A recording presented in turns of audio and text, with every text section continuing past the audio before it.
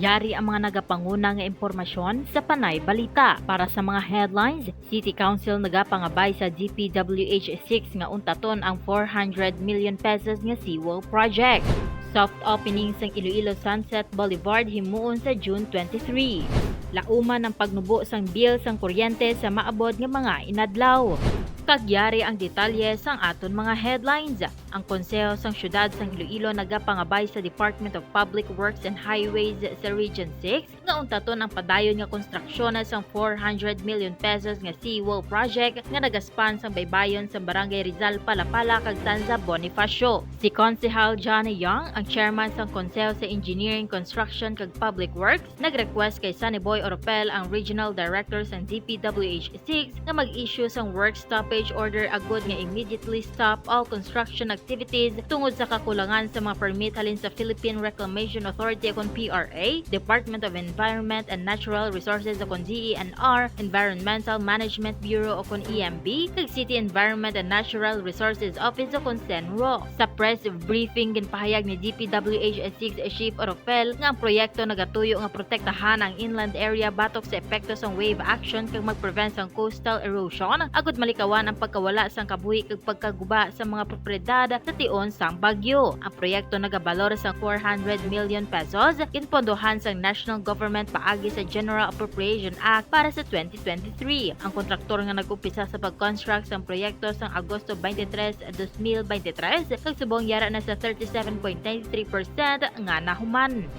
Gin-announce ni Department of Public Works and Highways o DPWH Regional 6 Director Engineer Sunny Boy Oropel nga hiwaton ang soft opening sang Iloilo River North Bank Road or popular known as Sunset Boulevard this coming June 23, 2024. Kadungan sa pagselebrar sang DPWH sang 126th founding anniversary. Ginhimo ni Oropel ang announcement matapos nga nagserbe as guest sang pilot episode of Nagapangabay sa Bagong Pilipinas sang Tuesday, May 28, 8:30 AM to 10 AM sa DPWH Regional Office sa Port San Pedro, Iloilo City kag kina-organize kag host ang Philippine Information Agency akon PIA Region 6 under sa leadership ni Regional Director Ian P. Cheryl Amor. During sang pilot episode of Nagapangabay sa Bagong Pilipinas, ang unang nga ginsight ni Oropel nga ongoing flagship project sang DPWH among Iloilo River North Bank Road or the Sunset Boulevard. Ini nga 4.99 kilometers nga proyekto sang dala nagasugod sa Molo Mandurriao Road, nagalabot sa Iloilo Circumferential Road kag nagtapos sa Oton Pakiad Mandurriao Road. Suno kay Oropel, ini nga strategic route ginapaabot nga magadako gid ang bulig sang pag-alleviate sang traffic sa Iloilo Antique nga dalan sa pagkumpleto sini ang boulevard mayara sa kumpleto nga mga amenidad lakip ng esplanade, dedicated nga bike lanes, paved walkways kag malambot nga softscape. Ini nga mga kabahin design para mapatahom kag mapauswag ang function kag aesthetics, naga-offer sa maayo nga experience sa mga residente kag bisita nga nagasakay. Dugang pa ang Iloilo River North Bank Road mangin importante sa pagpasanyog sa konektibidad sang cities east to west connectivity. Ini nga improved infrastructure ginapaabot nga magaduso sang dugang nga kalambuan sa turismo kag lokal nga ekonomiya nga magaposisyon sa Iloilo bilang isa ka masanag kag progresibo nga urban center. Bangod sini, ginaagdan ni Oropel ang public nga magkadto sa area on June 23, 2024 kadungan sang soft opening para makita gid sang actual ang katahom sang project sa DPWH 6 para sa Iloilo City.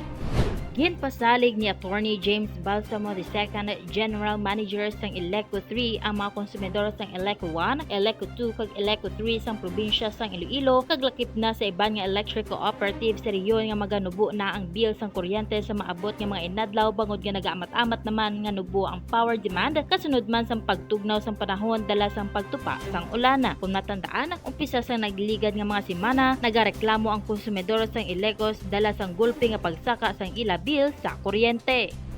Kagamoyad to ang mga dagko nga balita nga aton natipon. Ini ang inyo ka-PN Mai Ladiao para sa Panay Balita. For more stories, check our website www.panaynews.net. Follow us on Facebook, Instagram, and Twitter, and subscribe to our YouTube channel.